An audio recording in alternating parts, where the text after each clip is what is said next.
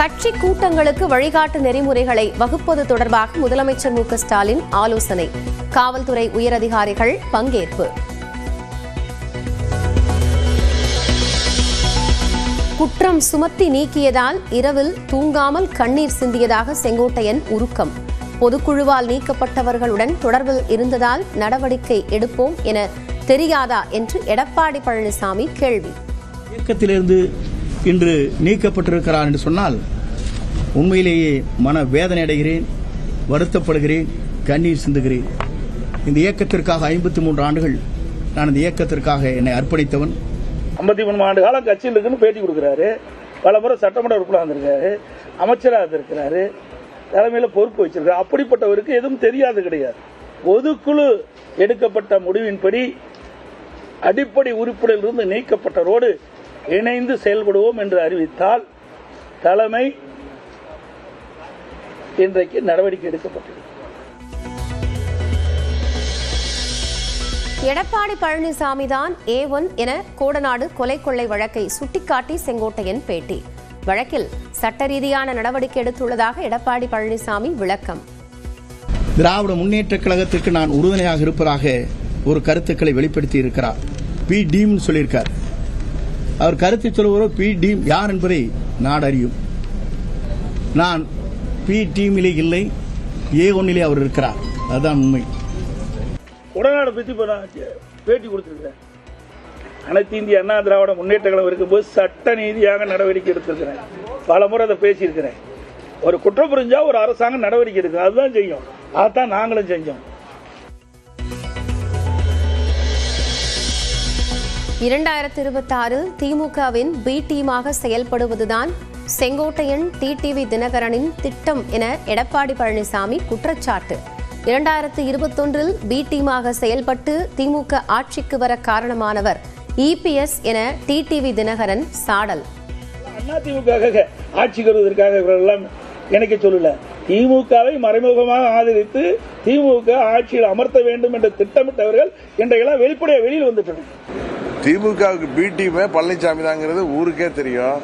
21 தேர்தலில் திமுக ஜெயிப்பதற்கு காரணமே பழனிசாமியோடைய அந்த குறுக்கு புத்தி தான். அதுபோல 24 பாராளுமன்ற தேர்தலில் திமுக 39 இடங்களையும் ஜெயிப்பதற்கு காரணமே பழனிசாமியோடைய அந்த பி டீம் செயல்பாடு தான். செங்கல்பட்டு மாவட்டம் அச்சிறுபாக்கம் காவல் நிலையத்தில் ஜாமீன் கையெழுத்திற்காக இருவரிடையே மோதல், ஒருவருக்கு கத்திக்குத்து. வீடு தேடி சென்று ரேஷன் பொருட்களை வழங்கும் தாயுமானவர் திட்ட விதிகளில் தளர்வு. ஒருவர் 70 வயதிற்கு மேல் இருந்து மற்றவர்கள் 65 வயதிற்கு மேல் இருந்தாலும் வீடு தேடி வரும் ரேஷன் பொருட்கள். கரூர் கூட்ட நெரிசல் குறித்து 2வது நாளாக CBI விசாரணை. 41 பேர் உயிரிழந்த பகுதியில் முப்பரிமாண லேசர் ஸ்கேனர் கருவி மூலம் அளவீடு செய்யும் அதிகாரிகள். வால்பாறைக்கு செல்ல இ-பாஸ் கட்டாயம் என்ற முறை அமல். ஆழியார் சோதனை சாவடியில் வாகனங்களை சோதனை செய்யும் அதிகாரிகள். மருத்துவ மற்றும் மக்கள் நல்வாழ்வுத்துறை சார்பில் புதிதாக 87 அவசர கால ஊர்தி சேவைகள் கொடியசைத்து மக்கள் பயன்பாட்டிற்கு கொண்டு வந்தார் முதலமைச்சர் மு க ஸ்டாலின். புதுச்சேரியில் விடுதலை நாள் கோலாகல கொண்டாட்டம். தேசிய கொடியை ஏற்றி வைத்து அணிவகுப்பு மரியாதையை ஏற்றுக்கொண்ட முதலமைச்சர் ரங்கசாமி.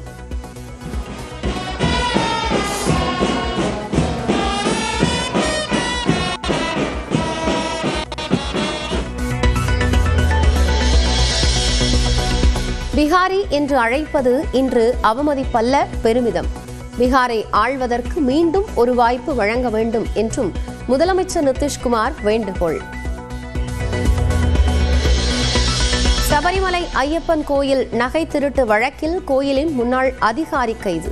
ஆவணங்களை திருத்தி திருட்டிற்கு உடந்தையாக இருந்ததாக புகார்.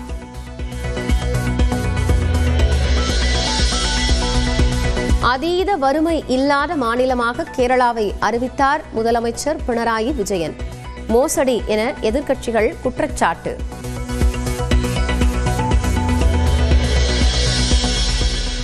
சிட்னி மருத்துவமனையில் இருந்து டிஸ்சார்ஜ் செய்யப்பட்டார் ஸ்ரேயஸ் ஐயர். சிறு அறுவை சிகிச்சை மூலம் மண்ணீரலில் இரத்தப்போக்கு நிறுத்தப்பட்டதாக பிசிசிஐ அறிக்கை.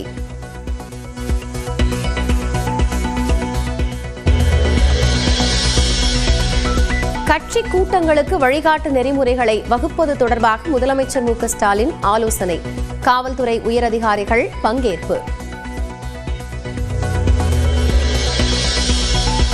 குற்றம் சுமத்தி நீக்கியதால் இரவில் தூங்காமல் கண்ணீர் சிந்தியதாக செங்கோட்டையன் உருக்கம். பொதுக்குழுவால் நீக்கப்பட்டவர்களுடன் தொடர்பில் இருந்ததால் நடவடிக்கை எடுப்போம் என தெரியாதா என்று எடப்பாடி பழனிசாமி கேள்வி. இயக்கத்திலிருந்து இன்று நீக்கப்பட்டிருக்கிறார் என்று சொன்னால் உண்மையிலேயே மன வேதனை அடைகிறேன், வருத்தப்படுகிறேன், கண்ணீர் சிந்துகிறேன். இந்த இயக்கத்திற்காக 53 ஆண்டுகள் நான் இந்த இயக்கத்திற்காக என்னை அர்ப்பணித்தவன். 53 ஆண்டு காலம் கட்சியில் இருக்குன்னு பேட்டி கொடுக்கிறாரு.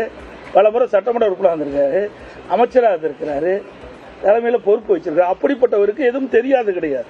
பொதுக்குழு எடுக்கப்பட்ட முடிவின்படி அடிப்படை உறுப்பினரிலிருந்து நீக்கப்பட்டவரோடு இணைந்து செயல்படுவோம் என்று அறிவித்தால் தலைமை இன்றைக்கு நடவடிக்கை எடுக்கப்பட்டது. எடப்பாடி பழனிசாமி தான் A1 என கோடநாடு கொலை கொள்ளை வழக்கை சுட்டிக்காட்டி செங்கோட்டையன் பேட்டி. வழக்கில் சட்ட ரீதியான நடவடிக்கை எடுத்துள்ளதாக எடப்பாடி பழனிசாமி விளக்கம். திராவிட முன்னேற்ற கழகத்திற்கு நான் உறுதுணையாக இருப்பதாக ஒரு கருத்துக்களை வெளிப்படுத்தி இருக்கிறார். பி டீம் சொல்லியிருக்கார். அவர் கருத்து சொல்லுவரோ பி டீம் யார் என்பதை நாடு அறியும். நான் பி டீமிலே இல்லை, A1 அவர் இருக்கிறார். அதுதான் உண்மை.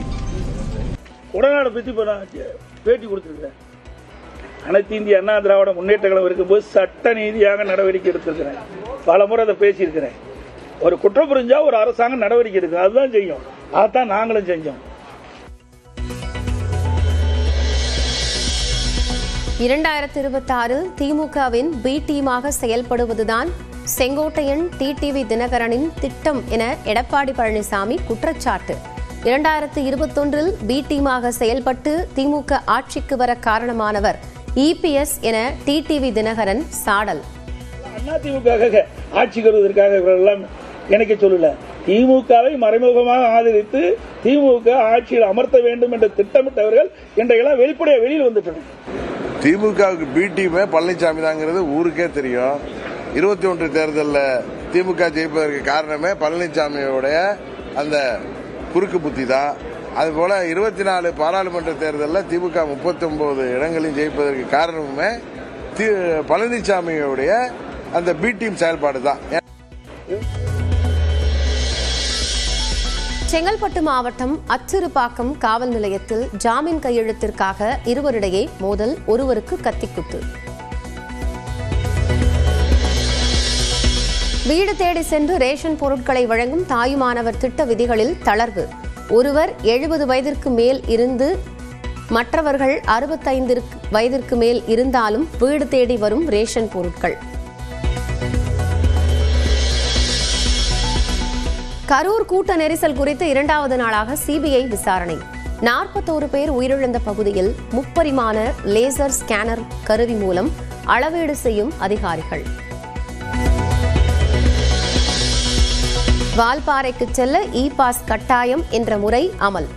ஆழியார் சோதனைச் சாவடியில் வாகனங்களை சோதனை செய்யும் அதிகாரிகள்.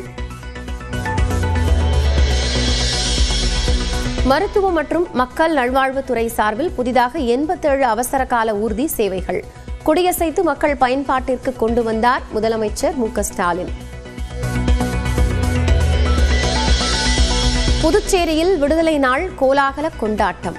தேசிய கொடியை ஏற்றி வைத்து அணிவகுப்பு மரியாதையை ஏற்றுக்கொண்ட முதலமைச்சர் ரங்கசாமி.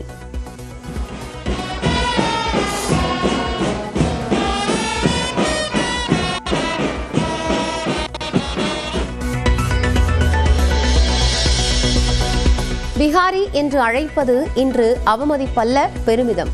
பீகாரை ஆள்வதற்கு மீண்டும் ஒரு வாய்ப்பு வழங்க வேண்டும் என்றும் முதலமைச்சர் நிதிஷ்குமார் வேண்டுகோள். சபரிமலை ஐயப்பன் கோயில் நகை திருட்டு வழக்கில் கோயிலின் முன்னாள் அதிகாரி கைது. ஆவணங்களை திருத்தி திருட்டிற்கு உடந்தையாக இருந்ததாக புகார்.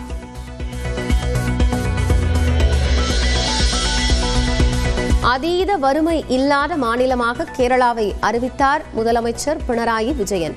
மோசடி என எதிர்க்கட்சிகள் குற்றச்சாட்டு.